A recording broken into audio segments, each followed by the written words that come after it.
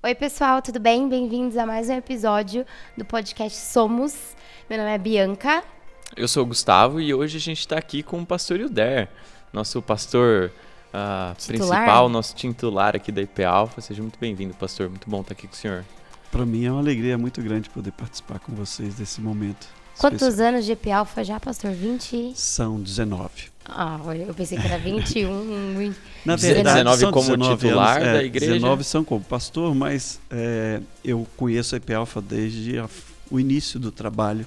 Eu era pastor em São Paulo, mas sempre morei aqui em Alphaville. Eu já Então conheci. eu vinha diversas vezes durante o ano participar de atividades, pregar, fazer atos pastorais. À época, o pastor Carlos Alberto ainda era um presbítero, então eu vinha fazer atos Ele pastorais. ainda era o presbítero aqui na época. Sim, sim. Eu pensei que ele tinha fundado a igreja como pastor. Como pastor, eu também achei Não. que ele tivesse fundado como pastor. Não. O início foi trabalho em casas, né? São há 37 anos atrás.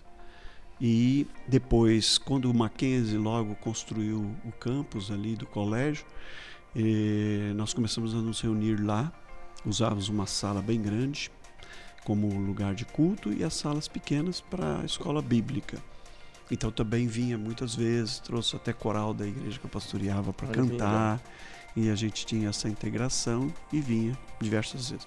E depois nós ganhamos esse terreno aqui da consultora, Albuquerque da Caoca, na época, que é quem construiu a Alphaville, e aí que se iniciou o trabalho aqui, físico. Legal.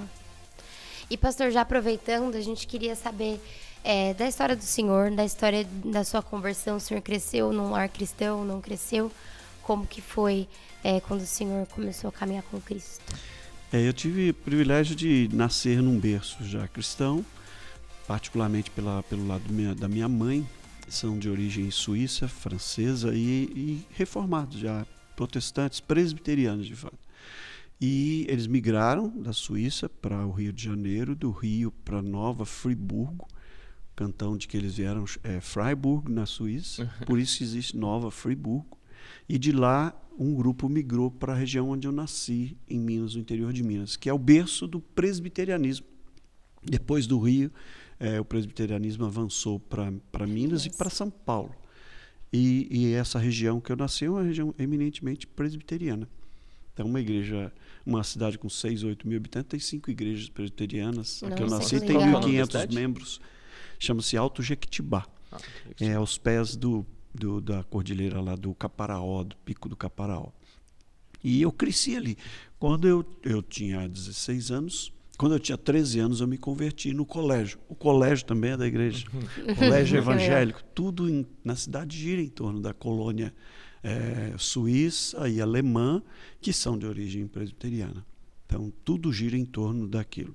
E o próprio colégio, ele é presbiteriano. E eu cresci lá, estudei lá. Nós tínhamos uma condição bastante precária, econômica. Na época da crise do café, o meu pai perdeu tudo. Ele tinha um hotel, um restaurante, alguma coisa assim. E perdemos. Eu já nasci nessa época. E aí eu fui trabalhar nesse colégio como depois do turno escolar para poder ter a bolsa de estudo. E esse colégio pertencia à igreja. 13 anos já, né? 13 anos. Naquela época podia trabalhar criança. Trabalhava com o quê? Verdade. Nós tínhamos uma revenda, uma livraria dentro da escola, e eu era o responsável pela livraria. Então eu saía da aula, corria em casa, almoçava, voltava e ficava a tarde toda na revenda de livros e materiais escolares no próprio colégio, trabalhando. Lá foi muito bom porque eu aprendi bastante coisa do dia a dia, de secretaria de escola, essas coisas, fui crescendo nesse ambiente. E eu me converti porque a escola, no intervalo das 3 primeiras para as 3 últimas aulas, tinha uma hora chamada, à época, chamava-se hora cívica, mas na verdade tinha de cívico, tinha pouco, porque era a escola da igreja, então o pastor sempre fazia pregações. Que legal. Sempre trazia grupos musicais, por exemplo, da Palavra da Vida, Vencedores por Cristo. Eles passavam, às vezes, a semana inteira fazendo trabalho lá. E foi numa dessas reuniões que eu me rendi a Cristo e tive a minha experiência de conversão, de fato, embora nascendo num lar já evangélico. Mas ali eu tive a minha conversão. E eu era muito bom em física e matemática. Eu era um aluno muito aplicado, até por consciência da bolsa que eu tinha. Eu não podia ter dependência, não podia ter notas baixas. Eu tinha 2 pessoas que eram minha mãe e minha irmã mais velha, que eram professoras, então todo mundo podia não saber, menos eu. Lá dentro, Eu tive, graças a Deus, 1 ano só que a minha irmã foi minha professora. Deus me livre, Nossa, porque sai todo mundo fora. podia bagunçar, menos eu. Todo mundo podia tirar nota, Terrível. menos eu. Sim. Eu tinha que ser exemplo, então era muito pesado. Mas eu era muito aplicado. No colégio tinha um quadro de medalhas, onde eles colocavam os 3 primeiros alunos de cada série, e eles eram medalhados anualmente. Então eu tenho uma boa coleção em casa de medalhas. Olha que legal, tem guardado até hoje. Muito aplicado, tem até hoje. Assim que eu morrer, os filhos jogam fora, mas tudo bem, né? Para mim ainda é importante. Ou guarda, né? Quem sabe. E eu era muito aplicado em física e matemática, era a minha paixão. Nunca gostei de história, as outras matérias, química, tinha um horror, porque o professor não era bom para ensinar, né? Mas física e matemática era muito bom. Ao ponto de eu corrigir provas no colégio, eu trabalhava no colégio, então o professor me pediu para corrigir provas, dar aula em cursinho, nos 2 últimos anos do colégio. Eu dei aula também em cursinho particular legal. de física e matemática. Então o meu perfil era exatas. Uhum. Eu era apaixonado por isso e era muito bom nisso. E no último ano, foi num evento também que teve no colégio e na igreja, eu senti o chamado de Deus. E eu entrei numa certa crise, porque eu tinha certeza que eu ia fazer engenharia, alguma coisa nessa área. Pensava em fazer física. E eu entrei em crise porque o meu pai não era crente ainda, não era cristão, meu pai não era convertido. E eu tinha um tio, a minha mãe tem 9 irmãos, e uma dessas irmãs era casada com um português que tinha migrado para o Brasil na época da guerra, e eles não tiveram filhos, eu era o filho que ele não teve. Uhum. Então, era a paixão deles. E ele também não era crente. E eu entrei em crise porque eu falei, como é que eu vou contar isso para o meu pai? Como explicar isso? Primeiro eu queria ter a certeza de que eu não estava escutando vozes, né? Eu estava sentindo chamado mesmo. E segundo, como é que eu ia falar isso para meu pai? A primeira, eu adotei uma posição de começar a orar por isso. E aí eu pedi para Deus. Eu tinha um pastor muito presente, muito incrível, um homem à frente do seu tempo. Há 50 anos atrás, a gente tinha toda uma parafernália de tecnologia, de som, imagem, de instrumentos, bateria. Eu vejo até hoje o pessoal discute se pode botar, se é alto, está baixa. A gente tinha tudo isso numa igreja 50 anos atrás, não é? A gente tinha essas 50 anos atrás no interior de Minas. Era um negócio surreal. Bem à frente mesmo. Muito, muito. A Então, igreja por isso era que grande? Ou era... Pois é, a igreja tinha 1.500 membros. É a cidade toda. Porque a cidade tinha 6 a 8 mil habitantes, mas tinha mais Dividia só 4 com as igrejas outras 4 presbiterianas. Tava dividido em 4. Exato, ela tinha mais 4 Tinha igrejas. alguma outra igreja? Era só Só presbiteriana a mesmo? paróquia, que não tinha muita gente, Sim. nunca teve. A cidade vizinha é uma cidade muito católica. Mas É o que a é raro, nossa porque no não. interior normalmente são justamente as igrejas católicas Exato. que é o forte da cidade, né? É quem fica lá no centro da praça. Exato. Ela está numa praça, mas não tem nenhuma influência na cidade. É tudo presbiteriano, nem outras igrejas evangélicas. Hoje eu sei que tem 2 igrejas pequenas evangélicas, além da nossa, mas é tudo voltado para a igreja presbiteriana. Então eu pedi ao meu pastor, eu frequentava muito a casa dele, trabalhava no colégio, ele era o diretor, e que Deus falasse com ele, para que ele falasse comigo. Ele era como um pai para mim. E eu contei isso ao filho dele, que é da nossa igreja hoje, incrível. O neto dele, desculpa. O filho é muito amigo, é pastor, que é o Emerick, que eu chamo de Juninho. E os filhos do Emerick moram aqui em Alphaville, mudaram-se para Alphaville, é louco. Eu fui fazer uma visita a eles agora em Aldeia da Serra, a um deles, e contando essas histórias do avô, porque era uma pessoa que me marcou muito. E eu falei, Senhor, fala com ele, para ele falar comigo. Porque eu era um moleque, eu tinha 16 anos, eu não tinha nenhum preparo como vocês hoje, são tudo muito conectados, tem muita informação, tem muita opção. A gente não tinha. Eu nasci num lugar pequeno, no interior, a gente não sabia o que ia fazer da vida, né? E um dia eu estava na casa dele almoçando depois da aula, porque eu saí com os meninos dele, eu saía de férias com eles, essas coisas ele me levava. E aí ele falou assim, quando terminar o almoço, você vai no escritório? Eu falei, putz, fiz alguma coisa errada, né? Já era. Morria de medo dele. Já era. Descobriram. Hoje em dia a gente nem respeita muito, mas naquela época ele morria de medo de um pastor falar com a gente, já era. E ele falou, então você passa no escritório depois. Era o escritório da casa, a biblioteca, o escritório dele. E aí eu fiquei morrendo de medo, não sabia que ele ia falar comigo, mas eu me esqueci. E aí quando eu sentei, ele falou assim, tudo bem e tal, começando a conversa, ele falou assim, sabe o que é? Eu quero que você vá para o seminário. E aí eu comecei a chorar muito. E ele falou, por que você está chorando? Eu falei, porque eu pedi para Deus que ele falasse com você, com o Senhor, sobre isso. E aí contei a história para ele. Depois contar para os meus pais e para a minha mãe se alegrou muito, e meu pai ficou muito aborrecido. E esse meu tio também. Uma curiosidade, depois meu pai se converteu, e meu tio foi o primeiro cara que eu batizei no dia que eu fui ordenado pastor. Nossa, que emoção. No próprio culto de ordenação, eu batizei um tio e a filha e o filho de uma prima, Nossa, um recém-nascido. Mas o meu tio foi a pessoa que eu primeiro batizei. Então foi algo muito assim marcante. Eu nem ia batizar, eu ia batizar com as minhas lágrimas. Com minhas lágrimas, exatamente. Hoje ele é um carinha já casado e tudo, mas na época era uma criança. E o meu tio. E ele se converteu uns 2, 3 anos depois, e eu o batizei no dia da minha ordenação. Demais. Então, eu estudei aqui em São Paulo, vim para São Paulo estudar, e depois voltei para a minha ordenação. Então, eu fiz 40 anos que terminei a faculdade de teologia em 80. Então, em 2020, ano passado, eu fiz 40 anos que eu terminei o curso de teologia. Só que como eu tive que trabalhar durante o dia e estudar à noite, e era uma situação, como eu disse, muito precária, a gente tinha muita dificuldade, eu precisava do sustento, precisava ajudar meus pais no interior ainda também. A gente tinha uma vida muito puxada de faculdade, trabalho, e direto. Eu chegava em casa meia-noite e meia, 5 horas da manhã tinha que estar de volta.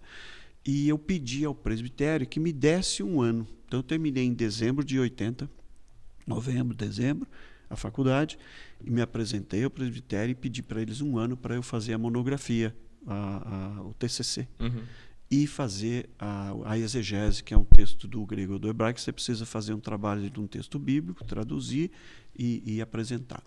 E também exame oral, sermão de prova, todos esses lances.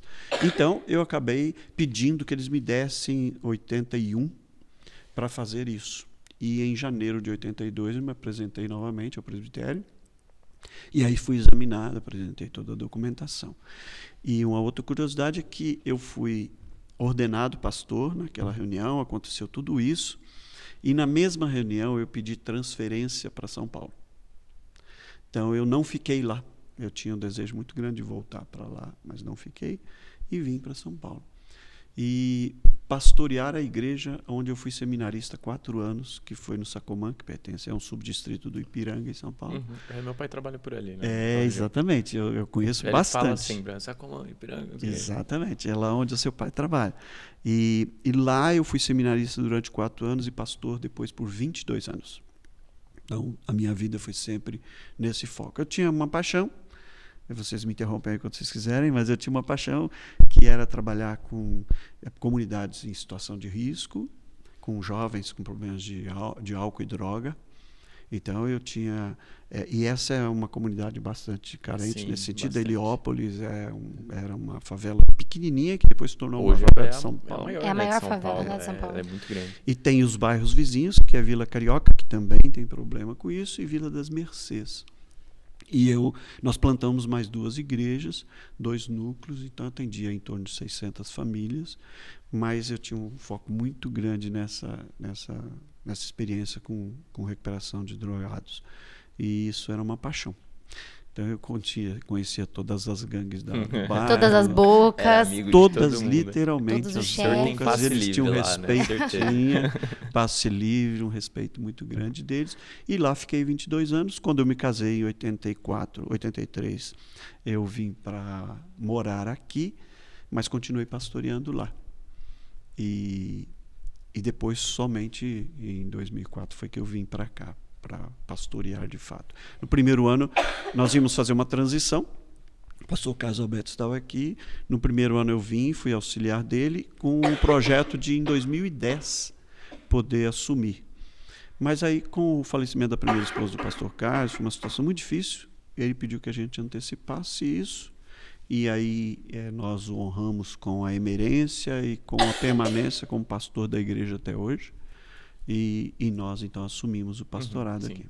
O senhor falou que casou com a Rose em 83. Isso. O senhor a conheceu, então, antes do seminário? Foi durante o seminário? Foi durante, porque ela não era crente, mas ela morava em frente à igreja. Uhum.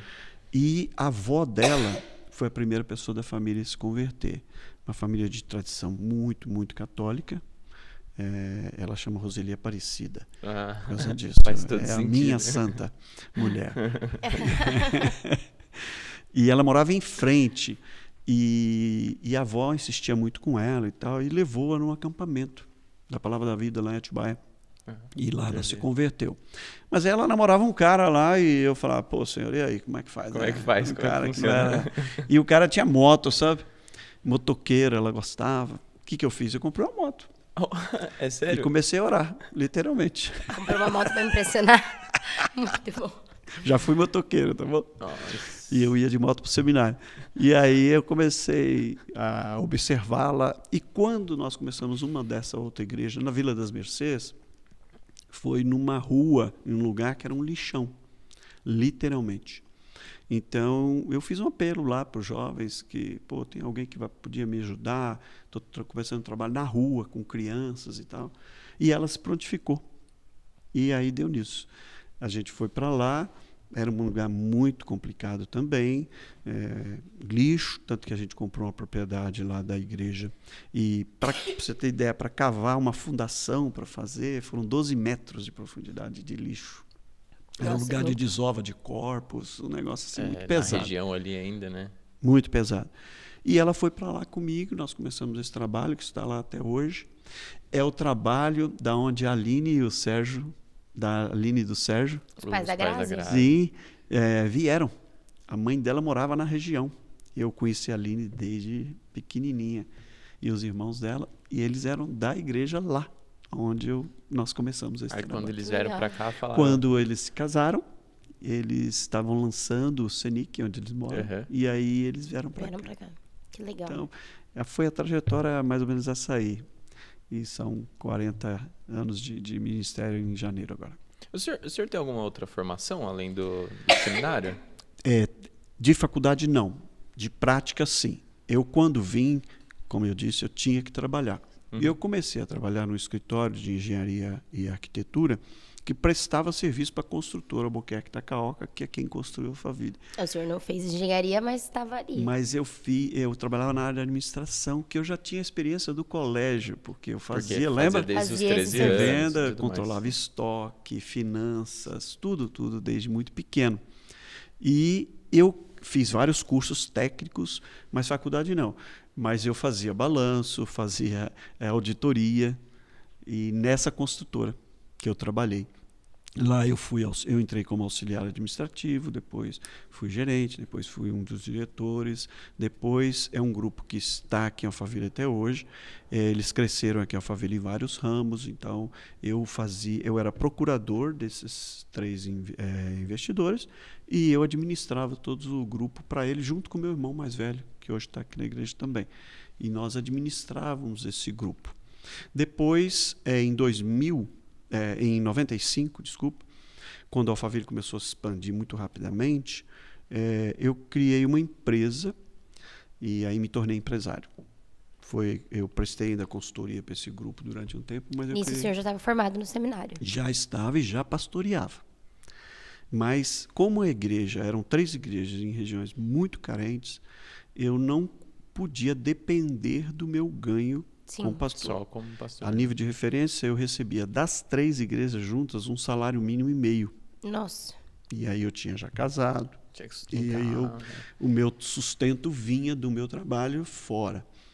E aí eu me tornei empresário, tinha uma empresa de distribuição de óleo diesel para grande consumidor, como a gente chama, que são empresas grandes de ônibus, caminhões, frotas, essas coisas. Nós chegamos a ser até a maior empresa de compra individual da Petrobras no Brasil. E uma outra coisa, eu trouxe à época aquilo que vocês têm no cartão de crédito hoje que todo mundo tem, que é o chipzinho. Lá, né? Foi a primeira empresa a trazer essa tecnologia para o Brasil, para gestão. E nós fizemos um contrato à época com a AT&T americana e com uma empresa francesa para trazer esse Smart e implementamos esse projeto. E isso durou até 2000. Eu estava bem no auge, comercialmente falando, como empresário e pastoreando. Então era uma loucura, porque a empresa, como trabalhar com combustível, com refinaria de petróleo, 6 horas da manhã começa o expediente no escritório. Uhum. E bem cedo. Aí escritório aqui, em Alphaville. A empresa era aqui no Tamboré. Depois você tinha igrejas, 3 igrejas. O senhor ia para lá todos os dias? Eu ia para lá quase todos os dias. E sábado e domingo já era, né? Esquece. Domingo, por exemplo, eu saía de manhã daqui, 7, 7h30, voltava às 11 horas da noite. Eu lembro da imagem muito clara do Guilherme, a Bruna e a Bianca no banco de trás, quando a gente voltava, um empilhado em cima do outro. Porque eles passávamos o dia inteiro para lá. Então isso era muito custoso. E foi muito curioso como é que tudo isso mudou. Eu sempre orei para que Deus nos desse condição de só se dedicar ao ministério. E isso não acontecia até então. E crescia o trabalho lá. Então ficava mais complicado ainda de fazer essa transição. E em 98, nós fizemos esse contrato com essa empresa, que é a Petrobras.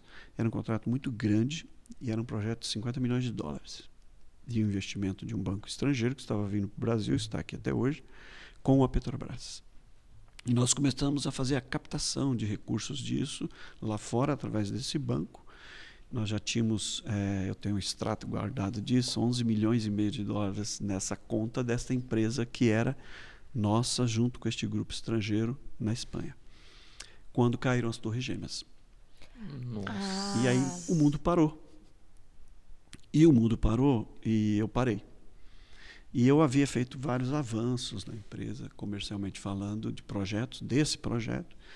Eu digo que Deus não puxou, não brecou. Ele puxou o freio de mão, eu estava a uns 150, estava chovendo. A pista molhada. A pista molhada e eu... Só não capotou. Se você me perguntava, você está fazendo alguma coisa errada? Absolutamente nada. Muitas perguntas vieram naquela época. Por que disso tudo? Porque eu faturava $1,1 milhão por mês. Uou. Isso deixava $120 mil mês de rendimento para a empresa, líquido. E isso em agosto. Em dezembro eu faturei $60 mil. Eu passei de $1 milhão e $100 mil para $60 mil. Então eu não parei, eu caí sem paraquedas mesmo. Então foi uma coisa muito complexa, muito difícil, até para contar isso para a igreja, porque eram pessoas de comunidade carente. Então eles oravam, impunham as mãos sobre mim, eu me ajoelhava na igreja, eu me lembro do conselho, chorando comigo, mas sem entender e compreender tudo o que realmente estava acontecendo. Tamanho da encrenca. E a forma como Deus cuidou. Algumas respostas eu tive. Eu não estaria aqui hoje. Né? Talvez estivesse envolvido. Com as duas coisas, sim. Eu não estava fazendo nada errado? Não, eu só não estava onde Deus queria que eu estivesse. Então, antes que aquilo pudesse me levar... Foi quanto tempo de empresa? Foram 10 anos. 10 anos. 9 anos, na verdade. Nisso já tinha as crianças pequenas? Tinha as crianças crescendo, estudando, motoristas levando para cá, motoristas levando para lá. Eu não podia viajar, porque não dava tempo. É muito interessante isso. Deus me parou, eles estavam ainda pequenos no colégio, e então eu levava eles na escola, porque eu não tinha mais nada para fazer. Precisava fazer alguma coisa, provavelmente. E orar com eles, estar com eles, isso não tem preço. E Deus foi muito preciso. Como eu disse, algumas perguntas eu achei respostas. Outras eu não achei, mas não fazem nenhum significado, não tem nenhuma importância. Então eu convivi com essa questão que é a nossa abordagem, né, de carreira profissional tal, e ministério, de uma forma muito intensa. e de uma forma muito marcante, assim, foi muito especial. E hoje o senhor vive 100% no ministério, né? Hoje... Desde 2005. Também me lembro quando eu cheguei em casa, porque depois eu ainda fiz algumas consultorias na área. Eu cheguei em casa e disse para a Roseli, Rose, chegou o momento que a gente esperava, que é só me dedicar ao ministério. E ela me disse assim, quem vai pagar a conta? Porque a gente tinha um padrão, a gente tinha uma renda, Sim. E a igreja tinha esse suporte financeiro. E Mas eu disse, não se compara, né? eu disse muito objetivamente para ela assim, o mesmo que pagou até hoje. Se ele vai usar outro CNPJ, é um problema dele. E ali me caiu a ficha assim, aí voltou aquele cartesiano da física e matemática. Eu sou muito prático e eu gosto muito de pensar o reino, pensar a minha fé, pensar a minha relação com Deus, pensar a Bíblia Sagrada em termos práticos e bem sistematizados, princípios. Vale o que está escrito. Sim. É isso e acabou. Por isso eu disse para ela, o mesmo que pagou até hoje. Ou você acha que era a nossa empresa? Não era a empresa. Tinha um CNPJ lá e ele vai usar outro CNPJ. Pode ser da igreja, da congregação, não importa. Porque o princípio é, dele vem todas as coisas. Ele é o nosso sustento. Ele é o provedor. É o pão nosso de cada dia, é ele que dá. Exatamente. Não sou eu. Aí quando o senhor veio para a IP Alpha, já não tinha mais a empresa? Não tinha mais. Eu ainda estava prestando uma consultoria. Outro serviço. Mas não tinha mais a empresa. Eu já tinha parado. A empresa existiu até pouco tempo atrás, mas uma outra curiosidade, nós passamos por uma dificuldade muito grande por conta disso, por conta de investimentos. Eu tinha uma frota grande de caminhões e funcionários, e demitir todas essas pessoas, paralisando todo o projeto de uma hora para outra. Eu cometi algumas imprudências muito grandes com o contrato que eu tinha firmado, que na verdade era uma carta de intenção, e eu transferi toda a carteira de clientes para a empresa, essa grande empresa nacional, e eles não assinaram o contrato. Então eu fiquei sem os clientes, fiquei com os compromissos e fiquei sem o negócio. Nossa. Simplesmente assim. E então eu não tinha como dar respostas a tudo isso. Foi aí que eu tive que tomar algumas decisões de como agir em relação a isso. Mas eu ainda prestava algum serviço. E aí eu falei para ela que a gente ia ficar só com o ministério e deixei Deus cuidar dessa parte. E ele cuidou de uma forma muito especial, de uma forma muito assim particular. Cuidou, e foram anos para poder superar toda aquela situação que foi deixada. Há pouco tempo que a gente encerrou o que diz respeito às questões da empresa, mas eu comecei a me dedicar integralmente ao ministério aqui em Alphaville, na IP Alpha. E falando de carreira, assim, no período que o senhor tinha empresa e tudo mais, chegou, acredito que deva ter havido algumas situações assim, que o senhor se sentiu tentado em fazer coisas erradas e por um caminho mais fácil. O senhor se viu nessas situações em alguns momentos, assim? Vários momentos. Isso foi, eu diria, um teste ao longo da minha vida. E por isso eu amo o ministério de homens da igreja, e no sentido de poder acompanhá-los.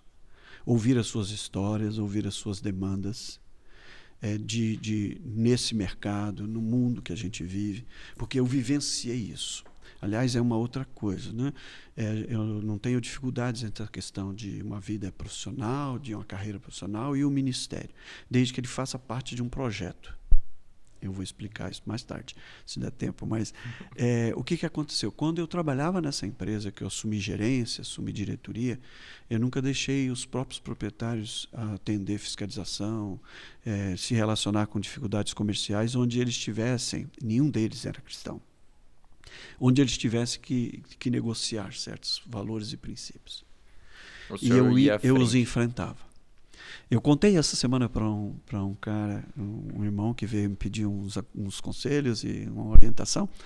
Eu, por exemplo, cheguei numa fiscalização que estava sendo feita na empresa e o cara estava pronto para autuar um monte de coisa, e muita coisa que não tinha nada a ver. E quando eu cheguei, eu abordei, eu falei, mas por que você vai fazer isso? Não, porque é isso, porque é isso. E meu irmão, que trabalhava comigo, me chamou e disse, não, é que ele quer grana. Eu disse, então deixa que eu vou atendê-lo. E aí comecei a conversar com ele. E ele pontuou algumas coisas, era na área trabalhista, então é difícil você... sempre eles acham alguma coisa. É uma data, qualquer coisa. E eu disse para ele, não, você pode autuar isso aí. Isso aqui você não vai autuar, a legislação não permite. Não, vou. Então eu falei, então você vai escrever explicitamente o que você está me falando e pode autuar, não tem problema, que eu vou me defender. E eu saí da sala, deixei ele trabalhando lá nos papéis, e meu irmão voltou a me dizer, ele me procurou de novo e falou que a gente podia acertar tudo isso. O único azar dele, e aí eu entregava para Deus, princípio. Senhor, eu não posso condescender com o ímpio e nem com a injustiça. O senhor se vira aí e vê como é que o senhor vai fazer. É literalmente isso, eu sou muito prático com essas coisas. O Deus é ele, não sou eu. Eu com muito temor observo a palavra e falho, mas observo. E eu disse eu fui entrando na sala, ele estava assoviando um hino evangélico, do nosso inário. Eu falei, obrigado, Senhor. Eu cheguei para ele e falei, eu comecei a cantar o hino que ele estava assoviando. Ele me olhou assim, assustado. Eu falei, você é crente? Ele falou, minha mãe era... E falou a igreja. A minha mãe é assim. Eu falei, você não tem vergonha que você não aprendeu nada? Ele falou, por que você está falando isso? Porque você está assoviando um hino. Você não cresceu na igreja? Sua mãe não te ensinou nada? Você está pedindo suborno? Eu se você tinha dignidade, caráter e respeito, pelo menos pela tua mãe, se não pelo princípio. E disse, aí eu disse... Acabou o argumento dele. E ele ficou transtornado. Eu falei e saí. E eu fui até, a gente tinha nessa empresa um café, e eu fui lá tomar um café. Quando eu voltei, ele não estava mais. Resolveu o problema. Eu falei, meu irmão, cadê o cara? Ele falou, olha, ele assinou aqui, vistou tudo e foi embora. Eu falei, também, louvado seja Deus. Então, eu sempre tratei dessa forma, mexendo, por exemplo, com uma empresa estatal. Nessa situação que aconteceu, eu tinha certeza que eu poderia estar envolvido com essa empresa grande, chamada Petrobras à época, se eu tivesse condescendido com a impiedade. Sim. Estaria, talvez, numa lava-jato da vida, porque não faltaram oportunidades. Algumas pessoas que nos perseguiram, inclusive, nesse projeto, é porque eles achavam que eu tinha algum acordo com algumas alas da empresa, sim, alguns segmentos, sim, da empresa. E não tinha, e não fazia, e não abria mão, e não atendia. Já tive vários apuros nesse sentido, mas nunca, porque eu dizia, como que Deus vai me abençoar se eu condescender com o princípio? Exatamente. Deus não vai abençoar o teu pecado, não peça isso, porque Ele não vai abençoar. Vou fazer errado, porque depois Deus corrige. Exatamente. Deus perdoa, Deus corrige, Deus age com misericórdia. E a gente fica tentando arrumar desculpa também, né? Porque quando a gente está começando... quando a gente está começando na carreira profissional, é tipo, gente, é um negocinho tão mínimo, assim, e tal. Mas você vai fazendo o mínimo até a hora que você vai estar fazendo um negócio... Eu comparo e o mínimo isso, também tem problema. A gente não tá... Eu comparo isso a uma pequena fissura numa barragem de água, numa Itaipu. Eles fazem fiscalizações permanentes, de ressonância disso, porque se você deixar uma fissura, ela pode virar uma catástrofe. Exatamente. E princípios é isso, você vai abrindo, e aí você é levado, e aí não tem retorno. Exatamente. É difícil. E esses pequenininhos são um problema, porque é tão pequeno que você fica tipo assim... Você não dá importância. Eu vou comprar essa briga de um negócio que é tão... Uma vez eu tive uma experiência no meu trabalho, que um dos nossos funcionários queria adulterar um valor. Tipo assim, a gente ia fazer um negócio e aí para o cliente ele queria, preenche tudo que deu certo e tipo, o cliente não sabe mesmo. Aí eu fiquei em choque, eu falei, eu não posso fazer isso, como é que eu vou fazer um negócio desse? Exatamente. Tipo, o cliente de fato não sabia. Para eles era quase que indiferente. Mas eu não posso, no fim eu não preenchi aqueles dados. Eu falei, eu não vou fazer isso, eu levei pro meu chefe, que esse cara ele era um colega meu, né? E ele queria fazer. Eu expliquei pro meu chefe, falei, eu não vou fazer isso, e aí se ele fizer, é um problema de vocês dois, eu não concordo e eu tô fora dessa furada. E aí no fim eles não fizeram, porque eles acharam um outro jeito de resolver o problema deles lá, que até fazia sentido. Mas era um negócio tão pequeno, eu falei, vale a pena eu comprar essa briga com o meu chefe? Exato. Se meu chefe falar assim... Não, vai fazer e ponto. Aí você faz o quê? E agora? O que eu faço? Isso. Você não pode condescender com os princípios e pedir a bênção de Deus para isso. Deus não vai abençoar o teu pecado. Exato. Então, isso para mim era muito valoroso. Tem sido. E um outro lance muito incrível é que eu nunca imaginei pastorear numa igreja que crescesse, ou fosse grande. E embora, depois eu me lembrei disso, falei, puxa, por que você sempre pensou assim? Se você veio de uma igreja no interior, mas que tinha 1.500 membros. E eu falei, poxa, eu pastoreei essas igrejas lá no Ipiranga, que somados davam lá 600 pessoas, mas eu não tinha essa noção. E quando nós viemos para cá, e tinham em torno de 200, 250 membros. E eu falava, como assim? Eu não tinha a mínima ideia que eu pudesse pastorear. E este público, que é uma classe média alta, executivos, profissionais liberais, empresários, e toda aquela experiência que Deus me permitiu vivenciar profissionalmente é absolutamente, eu diria, interativa com essa realidade público, que eu tenho. Né? Com esse pessoal. Eu me lembro de um cara chegar no meu gabinete pastoral e começar a conversa, e ele não era um cristão, graças a Deus hoje ele é da igreja. Ele disse, eu vim pedir uma ajuda porque eu quero, eu faturava, ele faturava $1.100.000 por mês, e eu estou pensando em tirar a minha vida porque eu perdi tudo. Eu ouvi ele bastante, ele chorou, falou tudo, e eu falei, vamos começar do começo. Eu faturava $1.100.000 e eu perdi todo esse faturamento. Você pode achar que sou um homem santo de Deus. Eu também pensei em tirar a minha vida. De uma forma prática, que é muito covarde, porque eu ia deixar o problema para quem ficasse. E além de não ser a vontade de Deus, e de uma forma muito teológica, bíblica, poética. Eu ia ser missionário no interior da África, ninguém nunca mais ia ouvir falar de mim. E eu ia estar servindo a Deus lá. Pena que não era isso que Deus queria, né? Exatamente. Então não adiantava eu tentar esse tipo de suicídio. Eu ia largar tudo, pegar um avião, ia para lá, e ninguém ia saber para onde eu estava. Então eu fiquei encantado como Deus foi tão precioso. Por isso que eu cito, e vocês já devem ter ouvido muitas vezes o Salmo 119, quando ele diz, foi-me bom ter passado pela aflição. Foi muito complicado. Eu tinha muito pouco cabelo branco. Começou nessa época. Mas o senhor tem cabelo, pelo menos. Eu tô correndo risco de não ter mais. Deus foi generoso. Mas sem dúvida, é muito incrível ver que Deus usa essa experiência que é tão importante onde o Senhor te colocou depois, né? Exato. E eu vejo isso em várias áreas, porque às vezes o cara chega e diz, eu estou passando isso na empresa, estou passando isso na minha vida profissional, meu chefe pediu para fazer isso. E Deus me deu oportunidades muito práticas, que é uma preocupação e nada contra. Se você, por exemplo, tiver um chamado pastoral, for a um seminário e do seminário for direto ao pastoreio. Não há problema nenhum, Deus chama pessoas para isso. Mas ele também chama pessoas que podem, por exemplo, ter essa dupla jornada, duplo chamado. E ele pode ser, eu só creio que ele, na maioria das vezes, será temporal. Que será, por exemplo, como uma preparação. Sim. E não como algo permanente. E aí eu explico também o motivo.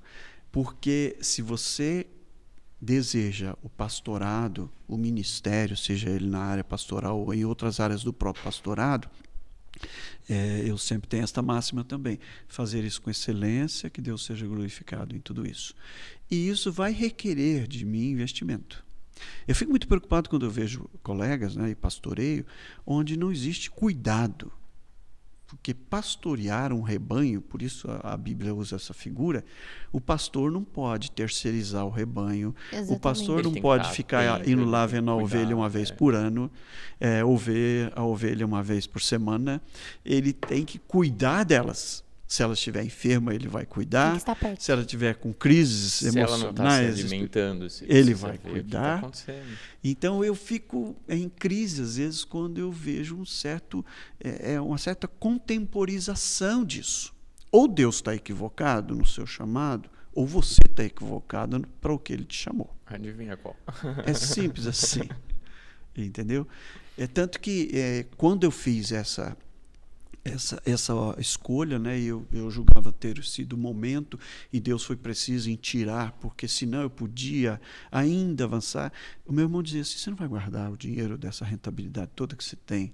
Você não vai comprar coisas para você? Eu falei, não. É reino de Deus e vidas. Eu encontro com funcionários de 20 anos atrás E eles me tratam como se fosse um pai. Porque eu tinha programas de compra de imóvel, compra de terreno.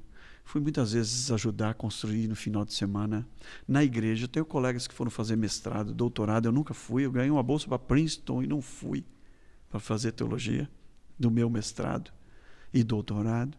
Eu enviava missionários, e isso eu estou falando agora, muito pouquíssimas pessoas sabem disso, mas missionários que projetos de Cuba, China, África, todos eram pagos pela empresa, com as receitas da empresa.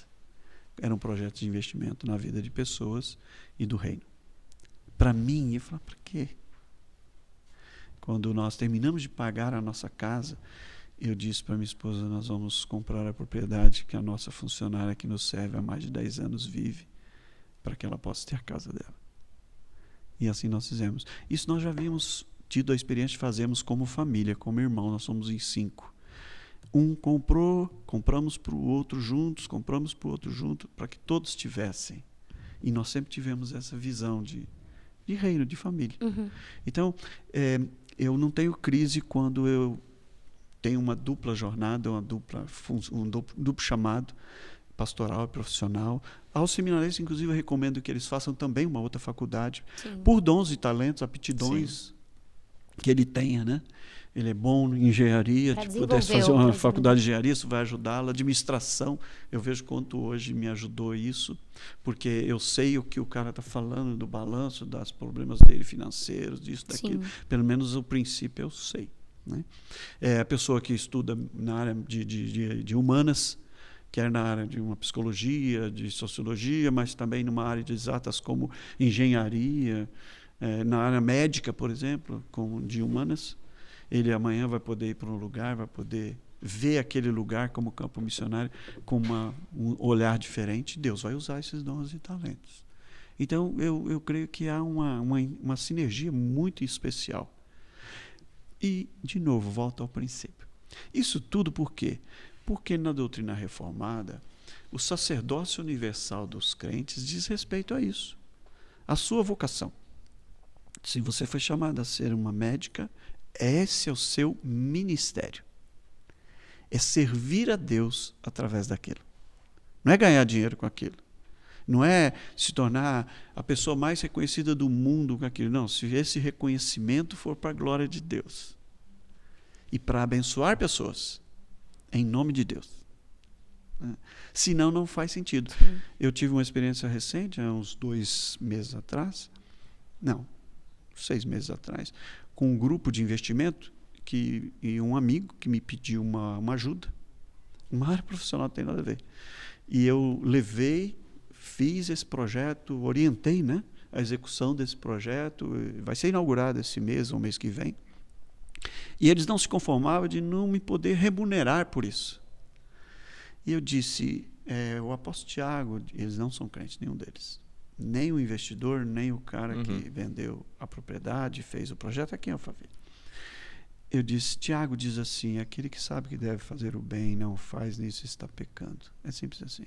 Vocês podem não me entender, mas eu sou pastor de ovelhas, eu não sou empresário mais, não faço negócios mais. Então, se eu posso te abençoar com o meu conhecimento, eu vou te abençoar. Você não me deve nada. E foi muito assim, chocante, foi muito abençoador. Eles, inclusive, depois abençoaram a obra da igreja. A gente quer ajudar, tá bom, então vai lá, procura lá a tesouraria da igreja, vai lá ver o que você quer fazer. Vocês vão lá e façam. Assim como eu também não sei quem dá dízimo na minha igreja, quem não dá, quem dá oferta. Eu não quero saber. Eu sou pastor de ovelhas. Eu sou pastor de pessoas, não sou pastor de bolso. Porque isso é uma outra coisa muito horrível na vida da igreja. Então, o sacerdócio universal do crente é isso. Eu sou um advogado, esse é o meu ministério.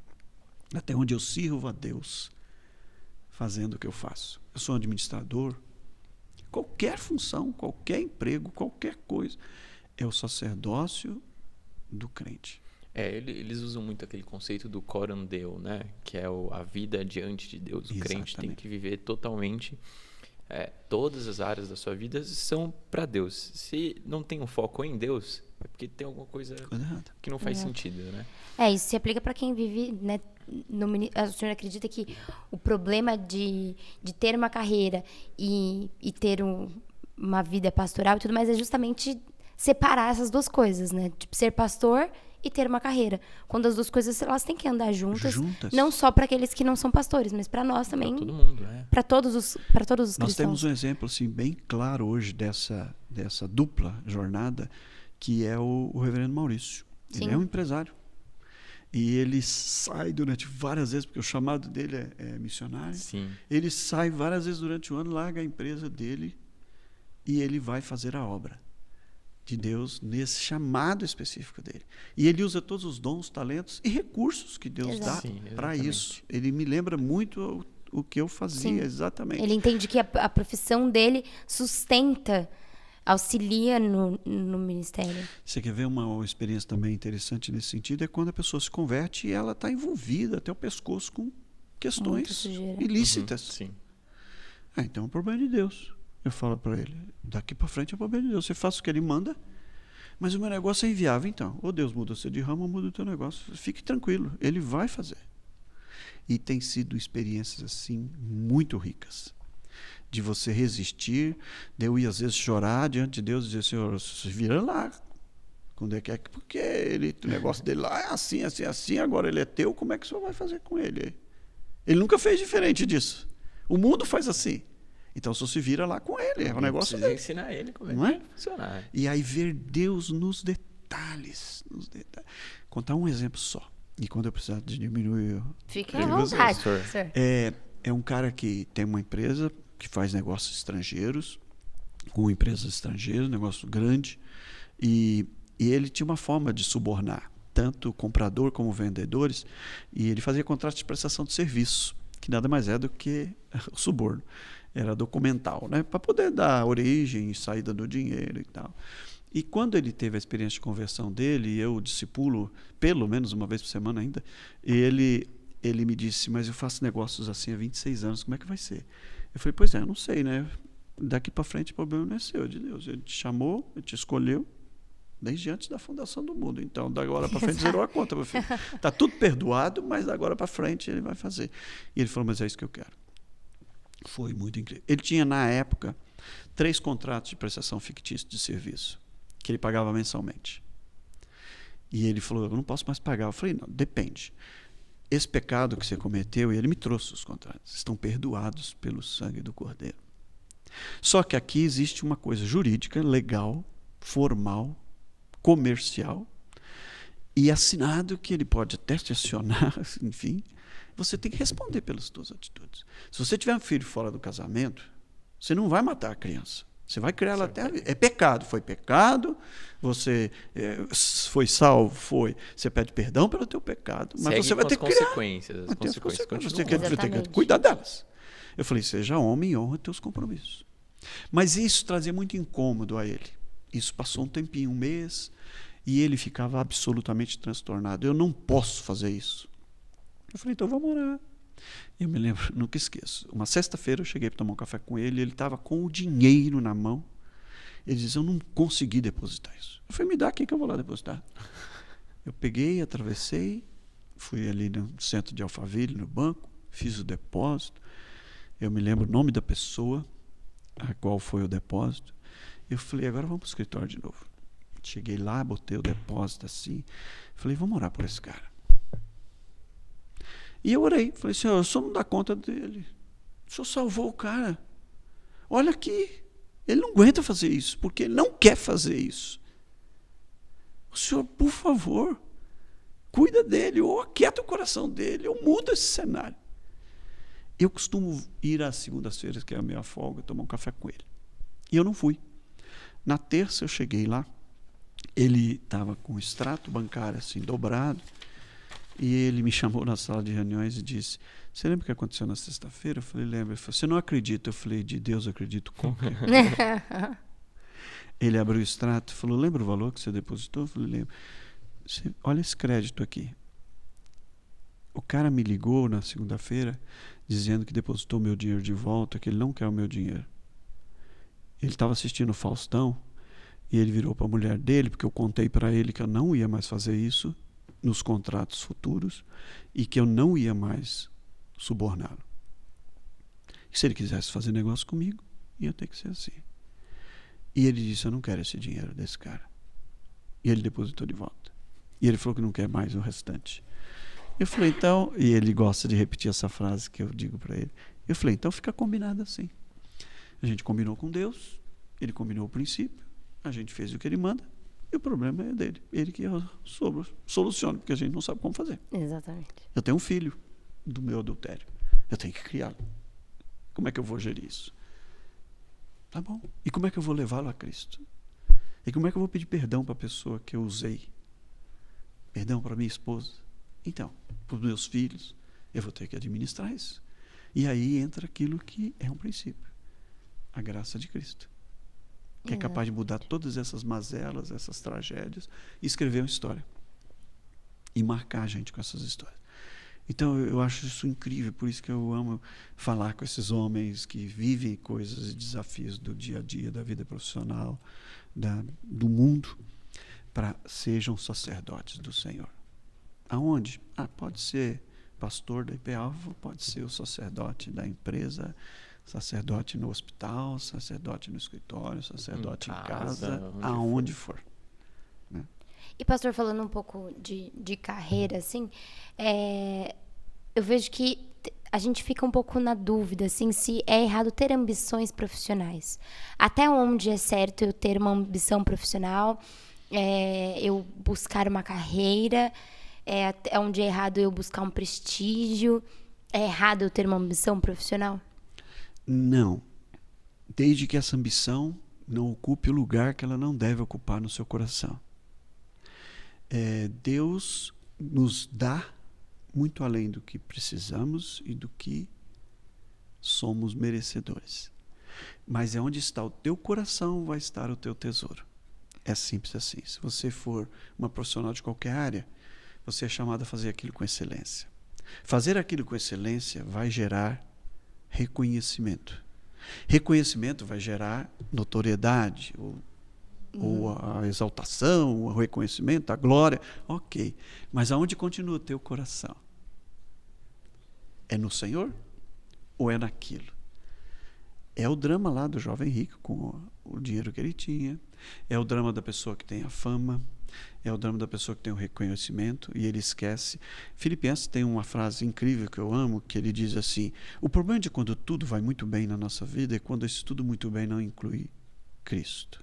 É simples assim. Eu sou um Zé Mané com uma formação bastante simples de teologia, vindo de uma cidade do interior, estudando no colégio do interior. Aí quando Deus me chamou aqui, que eu cheguei aqui, tem cara do ITA, cara que é doutor não sei aonde, o cara que é não sei o quê, o cara fala 3 idiomas. Eu falei, senhor, onde o senhor estava com a cabeça quando o senhor me trouxe para pregar para esses caras aí? O senhor não tem o mínimo juízo. Porque eu sei quem eu sou. Mas é ele, não eu. Aí as coisas começam a dar certo no sentido humano.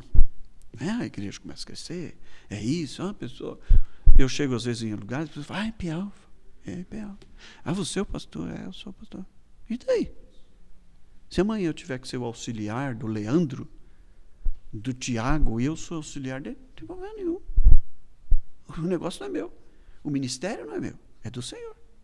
E a glória? Então a glória é toda dele. Quem faz? É ele. Por que Deus move pessoas? Por que Deus atrai pessoas? É ele. Eu faço o melhor que eu posso.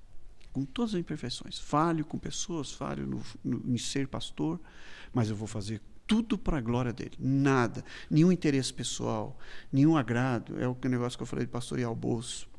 Na semana atendi uma pessoa que veio de uma outra comunidade, que não está conosco, mas veio muito machucado. Eu fui um grande empresário, eu paguei isso, fiz aquilo. Quando eu quebrei, eu fui deixado de lado. O pastor não falava comigo, os irmãos não me chamavam mais nada, tinham medo de eu ir pedir dinheiro emprestado. Que evangelho é esse? Eu não quero saber. Então, também tem que pagar as coisas da igreja? Não, isso é um problema de Deus. Veio a pandemia, a gente fez reuniões, o conselho é muito, muito responsável em tudo isso. Então, como é que nós vamos fazer? Como é que vai ser? As pessoas vão ter emprego? Vai ser isso? Vai ser aquilo? Eu falei, tudo muito bem, é isso mesmo. Essa é a nossa parte. Agora, receio? Não, a igreja é dele. Você acha que Deus ia deixar dívida? Ou vocês e eu agir irresponsavelmente? Não. A gente fez com boa mordomia, com muito zelo. Sim. Aí é um problema de Deus, não é meu. Então, desejar crescer profissionalmente, desejar subir numa empresa, eu não posso atropelar, eu não posso por meios ilícitos fazer isso. Mas não, ele pode te colocar em evidência. José saiu de escravo para ser governador. Tem um texto de Paulo, eu não lembro se é em Coríntios, 1 Coríntios, que ele fala, inclusive, assim, você que é escravo, continue sendo escravo. Você que é senhor, continue sendo senhor. Se tiver qualquer oportunidade de deixar de ser escravo, deixe.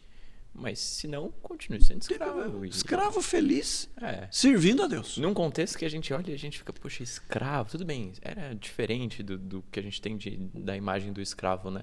Mas ainda assim, escravo, você é escravo, continue sendo escravo. Se é isso que você tem que fazer para a honra e glória de Deus, então isso mesmo. Continue.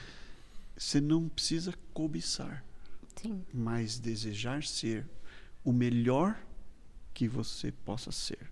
Para a glória de Deus, isso é a minha obrigação. É enxergar o prestígio como uma consequência de fazer com excelência. Exato. E quem que vai ser exaltado é o Senhor. Exato. Não sou eu. Não sou eu. Eu conheço várias histórias de pessoas que, quando subiram demais ou quando chegaram a um determinado posto, crentes, se perderam nisso. Eu sou o cara. Olha onde eu cheguei. Não, aonde ele te pôs. E se ele te pôs aí, a sua responsabilidade ainda é maior. Sim. Ele vai te cobrar. Exatamente. Quanto maior a responsabilidade, maior a cobrança. Se não, tá tudo errado. Tudo errado. Sem dúvida. Isso não vai trazer satisfação. Você começa a confiar naquilo e não nele. Você começa a confiar no CNPJ e não no Senhor. Exatamente. Então, é muito legal você olhar a tua vida, desejar estar onde Deus quer que você esteja, fazendo o que você está fazendo, para a glória de Deus. Às vezes até uma experiência profissional difícil. Eu não gosto desse lugar. Por que eu estou aqui? Será que Deus me colocou aqui para trabalhar alguma coisa em mim? Exatamente. Né? E aí, então, a partir disso, por que Deus me permitiu passar? Se Deus pode fazer todas as coisas, domingo eu preguei. Por que Ele não faz? Se Deus me colocou aqui, o Senhor não estava fazendo nada errado, por que aconteceu isso comigo? Eu falo isso, eu tive uma experiência profissional que eu não estava gostando de onde eu estava. E aí eu comecei a pedir para Deus me dar outra oportunidade para eu sair de lá e tal. E aí foi quando eu percebi que Deus estava queria trabalhar em mim a disciplina de fazer as coisas que eu precisava fazer, mesmo sem gostar. Eu tinha que fazer com excelência, porque foi ali que Ele me colocou. Exato. E foi ali que Ele me colocou para fazer com excelência, eu gostando ou não. O que não me impedia de buscar outros lugares. Exato. Mas durante essa procura, eu tinha que fazer com excelência, porque foi onde Ele me colocou. E era o nome dele que ia glorificar, e ser num lugar que eu gosto ou num lugar que eu não gosto. Então eu vi que Deus queria muito trabalhar isso no meu coração. E fora que e a motivação de acordar cedo, de ir lá e de fazer o que precisava ser feito, era onde estava meu coração. Se meu coração está em agradar o Senhor, eu vou acordar com motivação para aquilo, mesmo não gostando do trabalho que eu estava fazendo. E eu vi que Deus queria muito trabalhar isso em mim. E foi quando eu passei a ter essa disciplina de fazer as coisas que precisavam ser feitas, não as coisas que eu gostava, que Deus me deu outra oportunidade. É isso mesmo. Eu falei, tá bom, Deus, entendi que era isso. Já entendi. Era isso que o Senhor queria tratar, eu entendi, tudo bem. É isso mesmo, é isso mesmo. E, pastor, pra gente caminhar pro fim, eu só queria perguntar essa coisa de conciliar a carreira e o ministério pastoral e tudo mais com a família.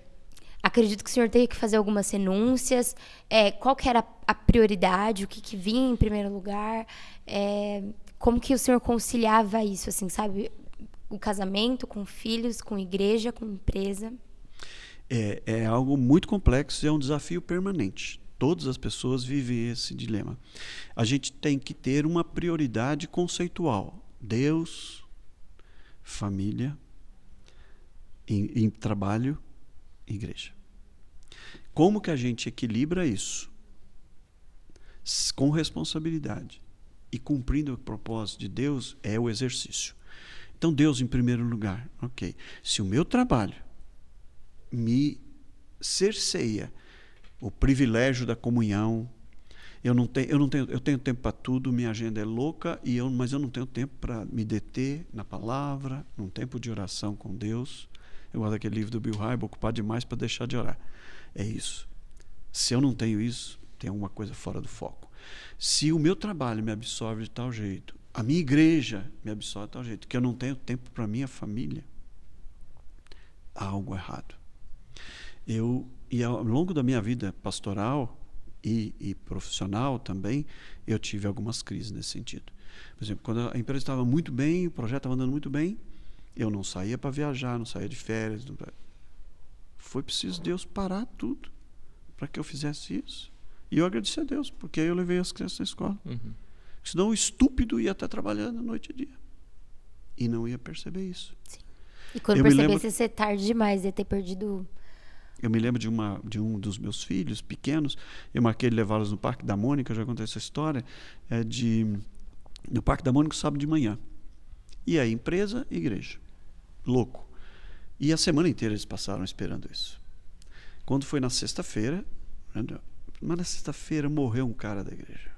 Putz, crente não escolhe, as pessoas não escolhem o dia de morrer. Morreu. E aí tinha um sepultamento para eu fazer sábado de manhã. Nossa. E aí eu comecei a conversa. 6 horas da manhã, eles estavam na beira da minha cama. Pronto para ir para o Parque da Mônica. E eu dizia, mas olha, aconteceu um problema com o papai. Sabe o vovô da fulaninha, que é sua amiga da escolinha dominical, né? Ele morreu, ela está chorando. E eu vou precisar de... Não, mas nós vamos no Parque da Mônica. E isso foi. E eu tentando argumentar de todo jeito. E... há uma hora, ela disse para mim, uma das minhas filhas, né? Ela disse para mim assim, mas antes de você ser pastor, você é meu pai. Nossa. Simples assim. Ela colocou as coisas na ordem. Ela tinha razão. Aliás, tem até um fundamento bíblico, né? Deixa os mortos sepultar os seus mortos. E aí, eu nunca conto o que eu fiz, mas eu conto o que eu aprendi.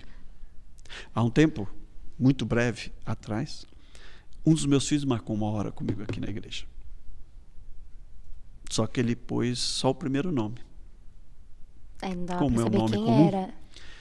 Eu não me atentei porque a agenda é louca. É 10 atendimentos num dia. São pessoas uma atrás da outra. E eu abri a porta, vi sentado para chamar a secretária para pedir para entrar. E eu falei, então, o que você está fazendo aqui? Tipo, vou atender uma pessoa agora, não dá pra... Você vai me atender. E a gente teve uma conversa que a gente precisava ter. Um assunto. Mas eu fiquei muito mal. Muito mal. Falei, cara, dá um tempo. Onde você vai com isso? Tem alguma coisa errada. Então, essa é uma dinâmica e é um aprendizado e é um exercício permanente. Não deixe que o que você faz prejudique a sua relação com Deus, prejudique a sua relação de família. Algumas funções, alguns empregos têm particularidades? Tem. De novo, ninguém escolhe a hora de morrer. Eu fui fazer um exame médico e levei a minha esposa porque a gente ia num lugar que ela queria, uma cafeteria nova, lá no centro de São Paulo, lá na cidade de São Paulo, tá? Tudo programado, todo mundo bem vestidinho e tal. E eu estava saindo do exame lá em São Paulo, me ligou uma pessoa, eu fui orar com ela e ela faleceu em seguida, num outro hospital. Minha esposa foi. Tem coisas que não vai rolar, não tem jeito. Mas você tem que permanentemente rever essa escala e exercitar isso. Sim. Para que você não se perca no processo. Teus filhos são teus filhos. Não terceirize isso. Sua esposa, seu esposo, é o seu chamado. É a sua família. Exato. Deus, família, trabalhe porque é o seu sustento. Mas não permita que ele avance. Eu tenho um filho que é se deixar, ele vira noite e dia. Ele tá faltando no futebol, eu já falei com ele. Você percebe um cara como ele faltar no futebol? Tá certo, é uma crise. Tá certo. E eu disse, não permita que isso... E foi muito legal, porque ele mudou recentemente de trabalho. Ele disse, minha questão não é financeira, pai. Eu não quero isso para minha família. e no meu relacionamento com Deus. Se isso vai me consumir, ele pode ser pontual? Pode. Eu ia na cafeteria, fui no hospital. Ele pode ser emergencial? Pode. Mas ele não pode ser conceitual. Então, conceito, princípio. E aí você vai conciliando isso. Senão, não vai rolar. Deus não se agrada disso. Ele quer saber onde está o teu coração.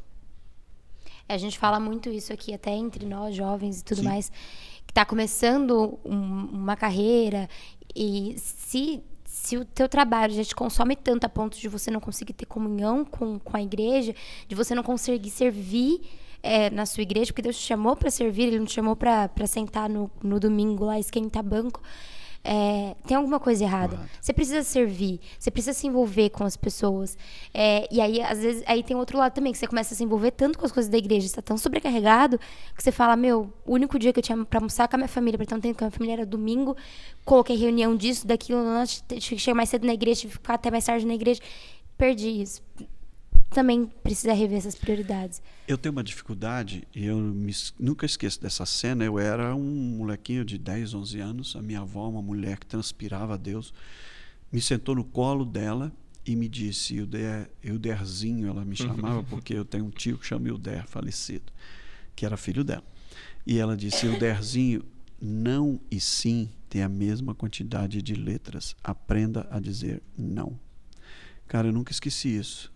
Me esforço até hoje para praticar, porque eu tenho uma dificuldade imensa. Dizer não é muito difícil, né? Eu tenho uma dificuldade imensa. Mas eu fico falando como aquela mulher me conhecia, a minha personalidade. Então é um exercício, porque eu tenho dificuldade. E aí a gente se perde. Eu, agora, pós-pandemia, né, eu estava refletindo sobre isso alguns dias atrás, escrevi uma frase, um texto sobre isso, e é assim...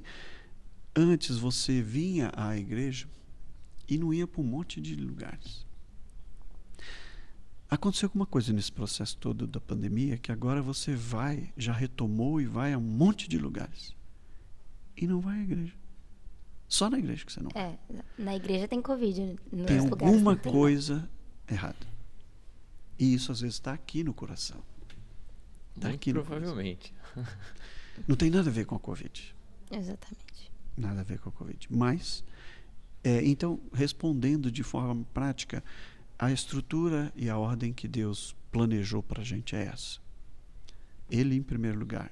Ou ele está em primeiro lugar, ou ele não tem lugar na sua vida. Ele não divide a honra, ele não divide espaço. Não, ou ele é, ou não é. Exato. A sua família. O seu trabalho, porque é a responsabilidade de uma obrigação que você assume quando contratado ou contratante de alguma situação, é onde você tem o seu sustento, é onde ele escolheu para te prover o sustento, é onde ele colocou você exercer a sua profissão. E a igreja, que é tão importante como as outras coisas, mas que precisa ser feito com responsabilidade e com a alegria que o salmista descreve.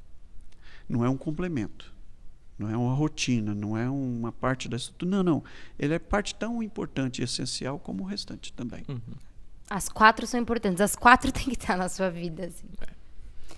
E, pastor, se o senhor pudesse dar um conselho para alguém que tem um chamado pastoral, mas se vê preocupado com a parte financeira, que tem que sustentar a família, enfim, que o senhor pudesse dar um conselho para alguém que está conciliando o pastoreio mesmo, com o ministério, o pastoreio com o ministério pastoral, eu falo. O pastoreio com uma carreira, o que o senhor falaria? Primeiro que, na nossa visão, pelo menos reformada, protestante, presbiteriana particularmente, se você anseia o pastorado como uma forma de sobrevivência, de subsistência, esquece. Não porque ele não possa te dar. Deus pode dar, do jeito que Ele quiser. Né? Guilherme reclamava de uma situação de ganho dele. Eu falei, cara, segue aí, você moleque, hoje, primeiro, segundo, terceiro emprego, você ganha o que eu ganho, e depois de 40 anos de ministério, fica frio, meu. Porque às vezes a gente tem essas... Sim. Se perde, né? Mas não é o foco. Por outro lado, de novo, é a visão do chamado que você tem. Eu creio que Deus nos chama para o ministério sagrado, essa é a nossa vocação, é isso que nós vamos perseguir. Os seus dons e talentos, que podem incluir também esse aspecto da formação acadêmica, profissional, isso vai agregar aqui. Por que eu não me dediquei só ao pastorado? Porque a igreja que eu fui pastorear não tinha condições, foi escolha que eu fiz por ter sentido chamado. A igreja da Faville passou 10 anos me chamando. E eu orava e Deus dizia, não é aí que você precisa. E aí lá eu não podia viver e ser sustentado por aqui. Então era uma condição daquele projeto, né? Mas eu creio que você deva se preparar profissionalmente, nos seus dons e talentos também, academicamente, e se preparar como pastor academicamente na formação teológica. Como é que isso vai funcionar? Deus vai te mandar para um projeto onde você precisa desse suporte, sim. Mas eu creio, de novo, que ele deva ter um tempo de validade. Sim. Por quê? Porque eu tenho uma máxima quando eu falo para jovens pastores e para plantadores de igreja, missionários. O rebanho não é de Deus. Eu pastoreio as ovelhas que são dele. Porque eu não posso desenvolver esse sentimento de propriedade. A igreja não é minha. As ovelhas não são minhas, são do Senhor. Eu sou só o auxiliar dele para pastoreá-las. A Bíblia diz que eu vou dar conta delas diante do Senhor. Então, se elas são dele, ele vai prover todas as coisas. Agora, eu tenho uma máxima. Deus não traz ovelhas para você se ele sabe que você não vai cuidar delas. Ele seria muito irresponsável. O cara fala, mas não cresce o trabalho, não faz isso. Eu falo, coloca teu coração diante do Senhor. Pergunta se ele mandar, se você vai cuidar. Você deixaria o seu filho com alguém que, se você soubesse que ele não ia cuidar dele? Não vai rolar. Se a ovelha é do Senhor, se o rebanho é dele, como ele vai me trazer? E eu clamo isso constantemente a Deus. Passa uma semana, 2 sem eu ver alguém se converter ali, render-se a Cristo, conhecer o plano de salvação e se entregar. Eu falo, e aí, Senhor? Eu vou cuidar do teu rebanho, mas cadê as ovelhas? Intencionalmente eu faço isso. E desafio todos os pastores a fazer isso. Desejar que Deus nos traga vidas. Então, ele só vai trazer se eu cuidar delas. Senão ele seria muito irresponsável. Então, como é que eu vou ser? Às vezes eu tenho algumas crises com colegas. O cara mora aqui, mora em São Paulo, e dá aula em Campinas, e tem emprego. Não vai rolar. Não há Deus que aguente essas coisas. Porque quem vai cuidar do rebanho dele? Como é que ele vai mandar gente se você não vai cuidar delas? Exato. Então eu tenho essa crise. Às vezes, como eu disse, profissionalmente isso vai contribuir, temporalmente isso pode sustentar, viabilizar, mas o foco deve ser o seu chamado e o pastoreio. Tá bom, ok. E o senhor tem algum filme, algum livro que o senhor recomenda para deixar aí pra gente? Sobre vocação, até separei, eu sou muito ruim de guardar as coisas, mas filme, cara, eu já vi muito filme, mas eu não sou muito chegado e eu tenho uma dificuldade imensa de guardar. Livro, eu tenho 2 que eu marquei, que eu gosto muito. Um é de um cara um brasileiro, que é o César Cleus, que é da editora Ultimato, ele fala sobre vocação. E o outro é de um dos personagens cristãos que mais me inspiram, vocês devem se lembrar, porque eu cito muito nos sermões, que é Spurgeon, que é o príncipe dos pregadores. Ele tem um livro chamado para o Ministério, que me impacta muito. E uma dessas coisas que eu aprendi com ele ainda no começo do meu ministério, que me apaixonam, é isso. Ele tinha assim, um desejo muito grande que Deus tivesse impactando a vida de pessoas, transformando, salvando vidas, né? E que Deus o usasse para isso. E essa paixão me acende muito. Um outro personagem, que é Moody, ele morava em Chicago e ele não voltava para casa antes que ele falasse do plano de salvação para alguém e esse alguém se rendesse a Cristo. Quem conhece Chicago sabe que o inverno lá é um negócio maluco. Sim. E às vezes ele conta algumas histórias de Ficar a noite chegando e ele não falou para um, falou para outro, e ninguém tomava a sua decisão e ninguém se rendia. E ele dizia: Senhor, eu não vou voltar para casa antes que o Senhor me dê uma vida. E ele fazia isso. E isso me inspira. Então, esses 2 livros eu acho que são muito legais para isso, né? E música, eu até citei uma frase que está nessa música, que é de uma cantata que o coral já cantou, que é Deus Conosco, que ele canta uma das canções, o autor diz: eu só quero estar onde o Senhor estiver, eu só quero ir se o Senhor for comigo, eu só quero ser esse profissional nessa área se o Senhor for comigo, eu só quero ser pastor se o Senhor estiver nisso. Amém. Então é essa relação. Eu fiz parte dessa cantata aí, eu era Pedro. Exatamente. Legal. Eu vou deixar aqui pra gente então um versículo, pastor, que a gente pegou de Colossenses 3, 23, que é: tudo quanto fizerdes, fazei-o de todo o coração, como para o Senhor e não para homens. Acho perfeito. Que faz todo sentido aí pra gente no tema, né? Pra gente ir encerrando então.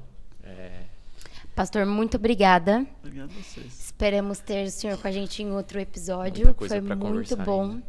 Legal. Foi muito bom, sem dúvidas. Obrigado a vocês e parabéns pelo projeto, e que Deus possa usar isso para falar para pessoas e levar esses princípios que a gente crê, desse Deus que é tão incrível e tão especial para a vida de cada um de nós e fundamental, né? Tudo começa com Ele. Tudo precisa passar por Ele, precisa levar-nos a Ele, senão nada faz sentido nessa vida. Amém. Deus abençoe vocês e a história que Ele tem aí para escrever na vida de vocês também. Amém. É isso, gente. Muito obrigada para você que assistiu a gente até aqui. E hoje a gente está encerrando o primeiro bloco de episódios do podcast Somos. A gente volta muito em breve, então você pode acompanhar a gente nas redes sociais, @presbialfa. A gente vai falar lá quando a gente vai voltar com o próximo episódio. Então, senhor, a gente está encerrando com o senhor com chave de ouro. Obrigado. E é isso. Muito obrigada, gente. Até o próximo episódio. Tchau, obrigado.